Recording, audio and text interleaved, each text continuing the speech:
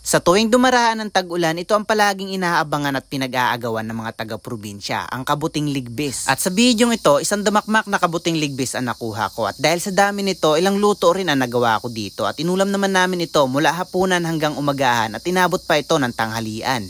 Medyo matagal ko na rin inaasam na ako mismo ang makakita ng maraming tumubo na ligbis. Pero mukhang mahina ako sa ganito dahil sa tuwing naghahanap ako wala akong nakikita. Meron man ako nakikita pero paisa-isa lamang. Nung pumasyal ako dito sa bahay ng aking ante, nabanggit niya sa akin na marami pa siyang nakukuha ng mga ligbis. Kaya sinabi ko sa kanya kapag meron pa siyang nakita ng mga ligbis ulit, tawagan niya ako. At mukhang pinagkaloob naman sa akin. Dahil kinabukasan lamang, tumawag kaagad siya sa akin at sinabi na mayroon nga mga tumubo na ligbis dun sa kanyang pinagkukuhanan. Bandang tanghali nila ito nakita at hapon naman namin ito kinuha dahil ang sabi ko pupunta na lamang ako ng hapon para medyo nakabuka na dahil nung nakita doon nila ito medyo mga sukol pa lamang. Nung tinawagan ako ng aking ante, ang akala ko ay mga kalahating netbag lang ang aking makukuha pero pinuntahan ko pa rin ito kahit na medyo malayo sa bahay at pagkarating ko naman dito laking gulat ko na lamang dahil napakarami nagkalat na tumubong ligbis. Hindi ko inakala na ganito karami ang makukuha ko at dahil hapon na ako pumunta dito nag-apuran naman ako ngayon na umuwi at pagkarating ko naman sa bahay hiniwalay ko muna yung mga sukol at yung mga nagbuka na dahil ang bala ko kinabukasan ko lulutuin yung mga sukol. Medyo padilim na pero umakyat pa rin ako sa bundok para lutuin itong mga kabuti at para may katulong din ako na maglinis nito dahil nandito ngayon matutulog sila mama. Ang mga lulutuin ko muna nitong gabi na ito ay yung mga nagbuka na dahil baka kinabukasan masyado na itong mga lanta. Mas marami ang nagbuka na ligbis kumpara dun sa mga sukol at ang naisip ko naman na luto na gawin nitong gabi ay pais para mabilis lamang lutuin, isang salang lamang at pwede pang timplahan kinabukasan. Tinulungan na ako ni mama dito para matapos na kaagad dahil basang-basa pa ang damit ko ng ulan dahil umuulan habang nangunguha kami nito kasama ko ang uncle ko. Pang-umagahan na namin uulamin itong pais dahil wala akong nadala dito na kalamansi na pantimpla. Pero meron naman ditong patola na hinaluan na ni mama ng ligbis na uulamin namin nitong gabi. Ang pampalasa na inilagay lamang namin dito ay asin at sibuyas lamang at kinabukasan naman namin ito sa katinimplahan ng kalamansi. Pero dayap ang nakuha ko dito na pang-asim. Inulam na rin kaagad namin yun nitong umagahan pero hindi namin naubos at pagkatapos naman namin kumain sinimulan ko na rin kaagad nilinisin itong mga sukol pero nitong umaga ay nagbukahan na rin ito. Pagkatapos ko ulit linisin itong mga ligbis nanguha naman ako dito ng ampalaya dahil ang gagawin ko naman na luto ngayon ay igigisa ko lamang at lalagyan ko ng ampalaya. Ganito naman ang pinakamasarap na luto para sa amin pagdating sa ligbis. Lalagyan ito ng talbos ng ampalaya o kaya naman ay talbos ng sili. Napakadali din lamang nitong lutuin dahil igigisa lamang ito sa sibuyas at bawang at ang pampalasa naman na gagamitin dito ay patis at hinalo ko na rin pala dito yung natira namin na pais. Ligbis ang kadalasan na tawag namin dito at tinatawag naman ito sa Bicol na ligbos at tinatawag rin ito ng iba na kabuting ligaw. Kadalasan itong tumutubo kapag katagulan. Bihira itong tumubo kapag katag-araw at maraming naniniwala sa amin na kapag kumikidlat may mga tumutubo na ligbis. Kapag naluto na ng maayos ang ligbis, saka naman ilalagay ang talbos ng ampalaya. Hindi na gaanong patatagalin para hindi na pumait. Hanguin na kagad at handa na naman ang ulam para sa tanghalian. At hanggang dito na rin lamang sa bidyong ito. Salamat sa panonood. Kain tayo.